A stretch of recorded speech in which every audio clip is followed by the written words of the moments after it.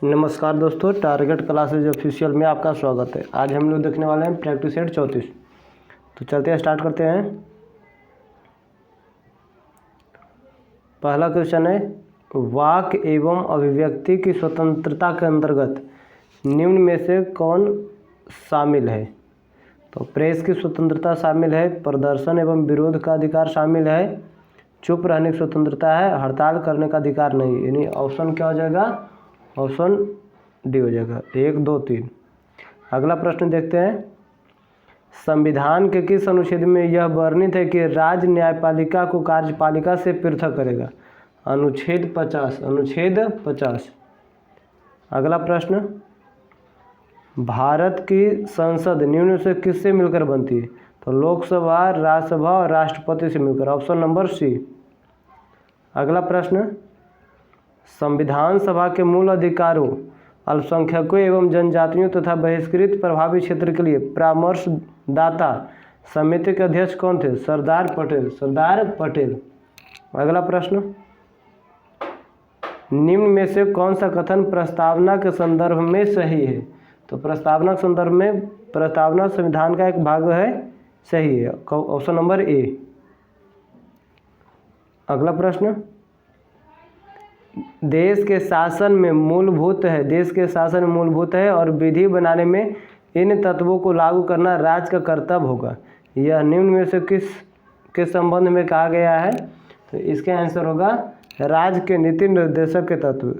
अगला प्रश्न, लोकसभा को उसके कार्यकाल की समाप्ति के पूर्व ही भंग किया जा सकता है, किसके अनुसार? तो मंत्रिपरिषद की सलाह पर राष्ट्रपति द्वारा। अगला प्रश्न,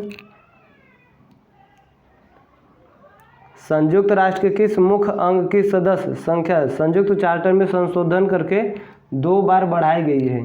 तो आर्थिक एवं सामाजिक परिषद। अगला प्रश्न, किस संविधान संशोधन अधिनियम द्वारा यह प्रावधान किया गया है कि राष्ट्रपति राष्ट्रीय आपातकाल की उद्घोषणा केवल मंत्रिमंडल लिखित सिफारिश प्राप्त होने पर ही कर सकता है? तो इसका आंसर होगा 44वें संविधान संशोधन। अगला प्रश्न, एमाइलेज एंजाइम का स्राव किसके द्वारा होता है? अग्नाशय से। किससे होता है? अग्नाशय से। अगला प्रश्न, वृक्क के बाहरी तथा भीतरी भाग को क्रमशः क्या कहते हैं? तो बाहरी भाग को क्या कहते हैं?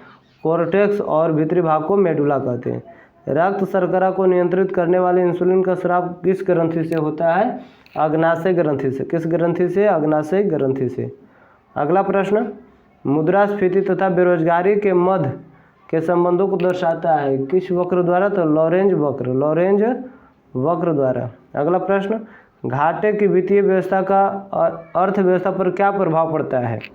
इसका आंसर होगा मुद्रा आपूर्ति में वृद्धि होता है। अगला प्रश्न, भारत में मुद्रास्फीति के प्राकलन का सबसे प्रचलित माप क्या है? तो उपभोक्ता मूल्य सूचकांक। अगला प्रश्न, निम्न में से कौन सा कथन सही है? कौन सा कथन सही है? तो भारतीय रिजर्व बैंक का राष्ट्रीयकरण 1 जनवरी 1950 को हुआ था, गलत है। भारतीय रिजर्व बैंक का लेखा वर्ष अप्रैल-मार्च है, ये भी गलत है। न तो 1 और न तो 2। अगला प्रश्न,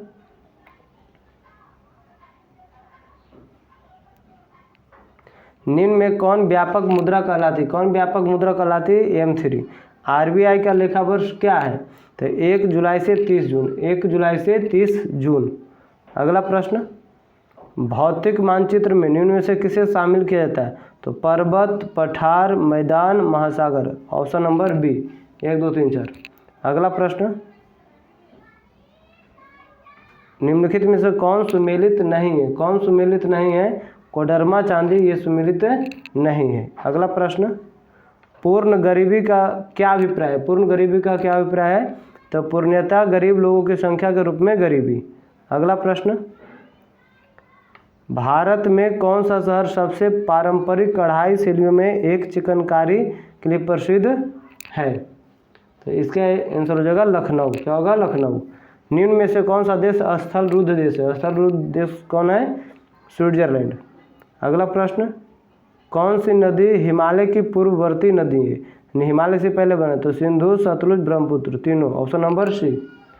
अगला प्रश्न, अंतर्राष्ट्रीय तिथि रेखा किस महासागर से होकर गुजरती है? तो इसका आंसर होगा प्रशांत महासागर। कर्क रेखा निम्न से किस देश से होकर नहीं गुजरती है? तो ब्राजील से होकर नहीं गुजरती कर्क रेखा। अगला प्रश्न, कौन सा भारतीय राज्य 3 देशों के साथ सीमा साझा नहीं करता है? इसका आंसर होगा मिजोरम। क्या होगा? मिजोरम। अगला प्रश्न, चक्रवात, प्रति चक्रवात की विशेषता क्या होती है? तो स्वच्छ आसमान। प्रथम गवर्नर जनरल वारेन हेस्टिंग्स की काउंसिल में कौन एक सदस्य नहीं था? तो वेंसिस्टाट सदस्य नहीं था। वॉरवेल क्लेवरिंग मॉनसून था। अगला प्रश्न, निम्नलिखित में से किसने उर्दू में तहजीबुल अखलाक नामक मासिक पत्रिका प्रारंभ की थी? इसका आंसर होगा सर सैयद अहमद खान। सर सैयद अहमद खान। निम्नलिखित में से कौन गलत सुमेलित है? कौन गलत सुमेलित है? तो पहला सुरेंद्र नाथ बनर्जी, इंडिया टुडे, ये गलत सुमेलित है। अष्ट दिग्गज किसके दरबार में रहते थे? तो इसका आंसर होगा कृष्णदेव राय। कृष्णदेव राय के दरबार में अष्ट दिग्गज रहते थे। अगला प्रश्न, पहली बार किसी के सती होने का प्रमाण कहाँ से प्राप्त होता है? तो भानुगुप्त के एरन अभिलेख। भानुगुप्त के एरन अभिलेख। किस युद्ध के पश्चात बाबर ने गाजी की उपाधि धारण किया था? तो गाजी की उपाधि धारण किया था खानवा के युद्ध के बाद।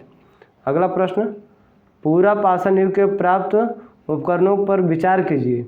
उपयुक्त में से पूरा पाषाण काल के कौन है? तो इसके आंसर क्या हो जाएगा? वेदक, खुरचनी, हाथ की कुल्हाड़ी। Option number D. अगला प्रश्न, भारत के सुप्रीम कोर्ट में न्यायाधीशों की संख्या कैसे बढ़ाई जा सकती है? तो संसदीय कानून द्वारा। संसदीय कानून द्वारा। अगला प्रश्न, लाठी कलब की स्थापना निम्नलिखित में से किसने की थी? बाल गंगाधर तिलक। बाल गंगाधर तिलक। अगला प्रश्न,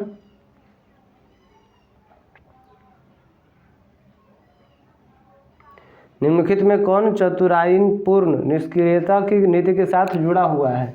इसका आंसर होगा जॉन लॉरेंस। अगला प्रश्न, निम्नलिखित में से किस सिख गुरु ने अकाल तख्त की स्थापना किया था? अकाल तख्त की स्थापना किसने किया था? तो गुरु हरगोविंद। गुरु हरगोविंद। अगला प्रश्न, जालियांवाला बाग हत्याकांड के विरोध में वायसराय की कार्यकारिणी परिषद की सदस्यता से किसने इस्तीफा दे दिया था? तो किसने इस्तीफा दे दिया था? तो शंकरन नायर। शंकरन नायर। प्रथम दिल्ली दरबार का आयोजन किस गवर्नर जनरल के काल में किया गया था? इसका आंसर होगा लॉर्ड लिटन। लॉर्ड लिटन। अगला प्रश्न, शक्ति का विमीय सूत्र है। शक्ति का विमीय सूत्र क्या है? तो यम यल स्क्वायर टी पर पावर -3। अगला प्रश्न, निम्नलिखित में से किस रंग के प्रकाश का पौधों द्वारा तीव्र अवशोषण होता है? तो तीव्र अवशोषण किसके द्वारा होता है? नीला एवं लाल के द्वारा। नीला एवं लाल के द्वारा। अगला प्रश्न, गन मेटल किसका मिश्र धातु? गन मेटल किसका है? तो कॉपर, जिंक और टिन। कॉपर, टिन और जिंक। अगला प्रश्न, किस उत्प्रेरक की उपस्थिति में खाद्य वनस्पति तेल वसा में परिवर्तित किया जाता है? इसका आंसर होगा निकेल। क्या होगा? निकेल। अगला प्रश्न, नेत्रदान में कौन सा भाग दान दिया जाता है? नेत्रदान में कौन सा भाग दान दिया जाता है? कॉर्निया। अगला प्रश्न, निम्न में से कौन सही नहीं? कौन सही नहीं है? तो ऑप्शन नंबर सी, आर्द्रता के बढ़ने से वायु में ध्वनि का वेग कम हो जाता है। ये नहीं, गलत है, वेग बढ़ जाता है। अगला प्रश्न, प्रत्यावर्ती धारा। प्रत्यावर्ती धारा को उद्दिष्ट धारा में परिवर्तन करने की युक्ति को क्या कहते हैं? तो इसका आंसर होगा रेक्टिफायर। रेक्टिफायर। अगला प्रश्न, मिलान करने वाला है। तो लाइपेज। लाइपेज क्या होगा? वसा विघटन एंजाइम। लाइपेज वसा विघटन enzyme. Trypsin. Trypsin protein. Trypsin क्या होगा? प्रोटीन का पाचन। एमाइलेज। एमाइलेज से कार्बोहाइड्रेट का पाचन। इरिप्सिन पॉलीपेप्टाइड को अमीनो में बदलना। Option number A. अगला प्रश्न और लास्ट प्रश्न है, कवियों का कवि किसे कहा जाता है? तो शमशेर बहादुर सिंह। शमशेर बहादुर सिंह। स्मरणीय तत्व देखते हैं। तो कांग्रेस ने पूर्ण स्वराज का लक्ष्य निर्धारित किया था कब? कांग्रेस ने पूर्ण स्वराज का लक्ष्य कब निर्धारित किया था? तो लाहौर अधिवेशन 1929। लाहौर अधिवेशन 1929। कांग्रेस द्वारा पहला स्वाधीनता दिवस कब मनाया गया था? 26 जनवरी 1930। 26 जनवरी 1930। अगला पॉइंट, दांडी मार्च का शुरुआत कब हुआ था? 12 मार्च 1930। दांडी मार्च का शुरुआत कब हुआ था? 12 मार्च 1930। गांधी जी के साथ 78 समर्थकों ने दांडी मार्च की शुरुआत की। 6 अप्रैल 1930 को 6 अप्रैल 1930 को गांधी जी ने दांडी पहुंचकर नमक कानून को तोड़ा। यहाँ से सविनय अवज्ञा आंदोलन की शुरुआत हुई। सुभाष चंद्र बोस ने गांधी जी के नमक सत्याग्रह की तुलना नेपोलियन के एल्वा से पेरिस यात्रा से की थी। कांग्रेस के 1931 में हुए अधिवेशन की अध्यक्षता सरदार वल्लभ भाई पटेल ने किया था। सरदार वल्लभ भाई पटेल ने किया था। इसी अधिवेशन के दौरान गांधी जी ने कहा था गांधी मर सकते हैं। इसी अधिवेशन के दौरान गांधी जी ने क्या कहा था कि गांधी मर सकते हैं परंतु गांधीवाद नहीं। इसी अधिवेशन में जवाहरलाल नेहरू ने मूल अधिकारों को संकल्प पर प्रारूपित किया था। इसी अधिवेशन में जवाहरलाल नेहरू ने मूल अधिकारों का संकल्प प्रारूपित किया था। यानी किस अधिवेशन में? तो 1931 में हुए अधिवेशन में 1931 में हुए अधिवेशन में। वीडियो देखने के लिए बहुत बहुत धन्यवाद।